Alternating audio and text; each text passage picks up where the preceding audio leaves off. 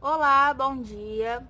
Para quem está chegando agora, seja muito bem-vindo e eu espero que você goste bastante das palestras. Bom, eu me chamo Valéria, sou estudante de Medicina Veterinária e sou uma das coordenadoras desse projeto. Hoje nós estaremos recebendo um grupo de estudantes da ESFA que estarão ministrando uma palestra para a gente sobre a produção de feno, desde o processo inicial até o processo final. Antes de começar a apresentação, eu gostaria que os palestrantes se apresentassem para vocês poderem estar conhecendo um pouquinho sobre eles. Eu vou estar desligando a minha câmera para poder estar passando a palavra para eles, tá bom? Oi, meu nome é Yasmin, eu sou estudante de Medicina Veterinária, eu moro na Serra e hoje eu vou estar contribuindo para a apresentação desse trabalho. Oi pessoal, bom dia, meu nome é Bianca, também sou estudante de Medicina Veterinária, moro em Santa Teresa, mas atualmente estou em Guarapari, e eu espero que hoje a gente seja capaz de passar para vocês de forma bem clara quais que são as etapas para o processo de produção de feno. Obrigada. Olá pessoal, bom dia. Sou Alexandre Belsenhaus, aqui de Santa Maria de Itibá, sou estudante de Medicina Veterinária da ESFA e eu e algumas integrantes do meu grupo estaremos trazendo para vocês um pouco relacionado ao tema produção de feno. Oi pessoal, meu nome é Marcela, curso terceiro período de Medicina Veterinária na ESFA, sou de Fundão e eu vou estar contribuindo um pouco com essa apresentação, onde a gente vai falar sobre o processo de produção do feno e eu espero que vocês gostem e aproveitem muito. Antes deles estarem iniciando a palestra em si, eu vou estar fazendo aqui uma abordagem sucinta para explicar para vocês o que é o feno. Bom, o feno nada mais é que é um capim que foi desidratado e que ele pode ser obtido a partir de vários tipos de gramínea. Ele está bastante inserido na alimentação dos ruminantes pela essa grande variedade de nutrientes que ele carrega em si.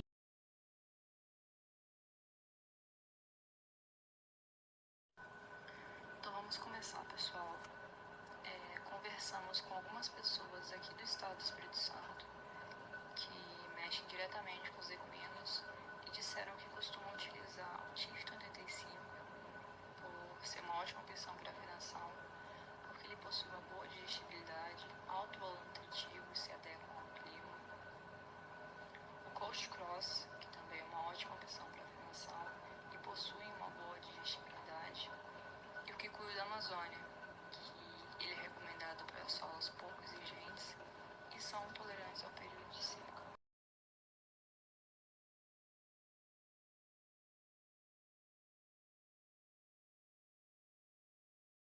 Eu vou falar sobre a escolha da área e o preparo do solo.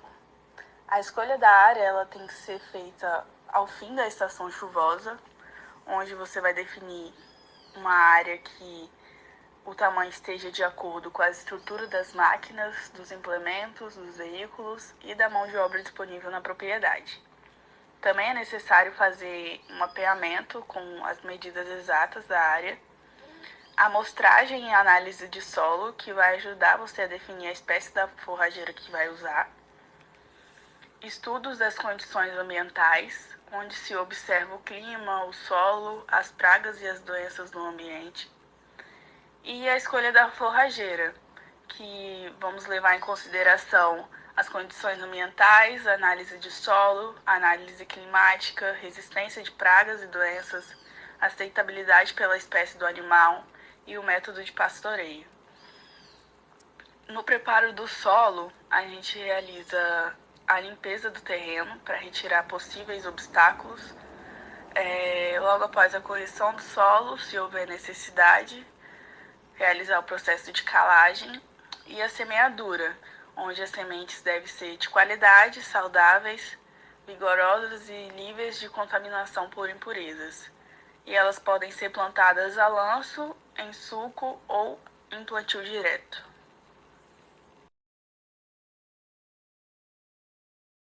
Eu vou falar um pouco para vocês sobre as etapas da fenação, que são corte, desidratação, enleiramento e o enfardamento e por final, o armazenamento.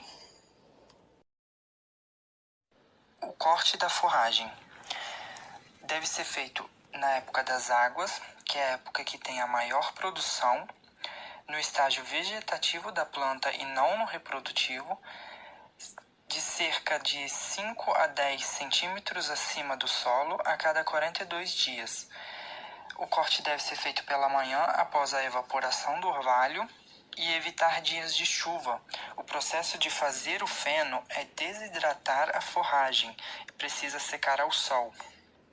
Pode ser de forma mecânica, com auxílio de segadeiras, de barro ou disco, ou de forma manual, com a utilização de um foice ou uma roçadeira costal. A desidratação da forragem. Após o corte, deve-se espalhar a forragem para acelerar a desidratação. Revirar a forragem 2 vezes por dia e dura aproximadamente de 1 a 3 dias, dependendo do tipo de forragem e do clima.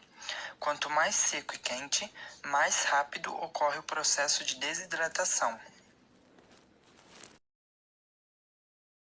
Após o processo de desidratação, deve-se observar se a forragem atingiu o ponto de feno, que é quando você pega um feixe de forragem, torce ele e não escorre água.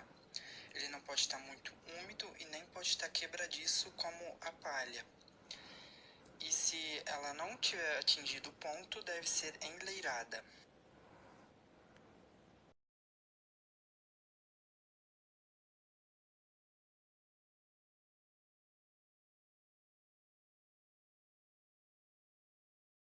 O enleiramento. Nessa etapa são feitas leiras para evitar a ação do orvalho. Deve-se revirar essas leiras 2 vezes por dia até completar a secagem. Após esse processo, deve-se observar o ponto de feno. O ponto de feno ideal é quando a forragem atinge 15% de umidade.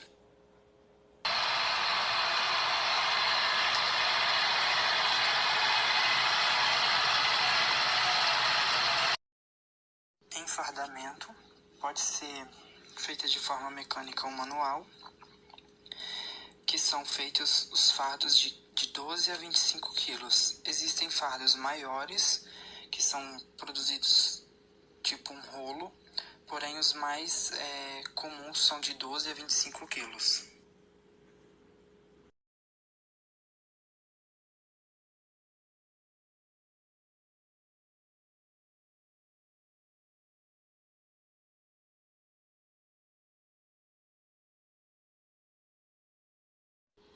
Aqui a gente vai apresentar 4 maneiras práticas para fazer o recolhimento do feno. A primeira maneira é o tato, e a gente utiliza para sentir a textura da forragem. Com um pouco de experiência, a gente consegue identificar o momento adequado de recolher e enfardar o feno, associando a coloração da forragem com sua textura. A segunda maneira é a consistência farinácea dos nós. No ponto de feno, ao comprimir alguns nós, estes devem ter uma característica farinácea e totalmente sem indícios de umidade. A terceira maneira é a torção de feixe de forragem. A gente vai torcer um feixe de forragem e observar. Se surgir umidade e ao soltar o material voltar à posição inicial rapidamente, ainda não está no ponto. Se houver rompimento das hastes, significa que passou do ponto. E se não eliminar a umidade e ao soltar o material voltar lentamente à posição inicial, sem rompimento de hastes, está no ponto. A quarta maneira prática é aparelhos medidores de umidade. Existem medidores de umidade para feno, ainda pouco usados no Brasil, que podem ser montados diretamente no interior da cabine do trator. O aparelho possui 2 sensores que são colocados em ambos os lados da câmara de enfardamento.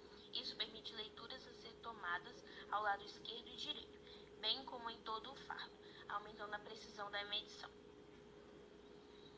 Agora, nesse vídeo que a gente vai passar bem rapidinho, a gente vai mostrar como é feita a torção de feixes de forragem.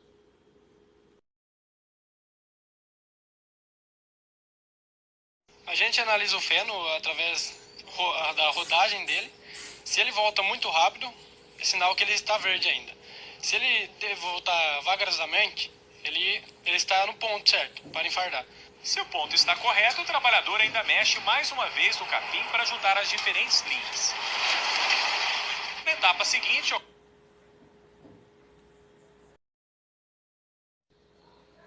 o armazenamento do feno em condições adequadas é tão importante quanto as etapas precedentes.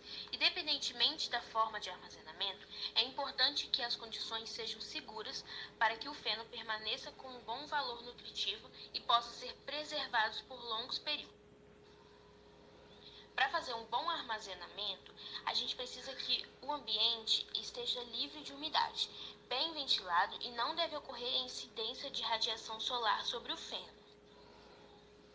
A gente deve ter o cuidado de não colocá-lo diretamente sobre o piso ou em contato com paredes, os quais podem transferir umidade para a forragem.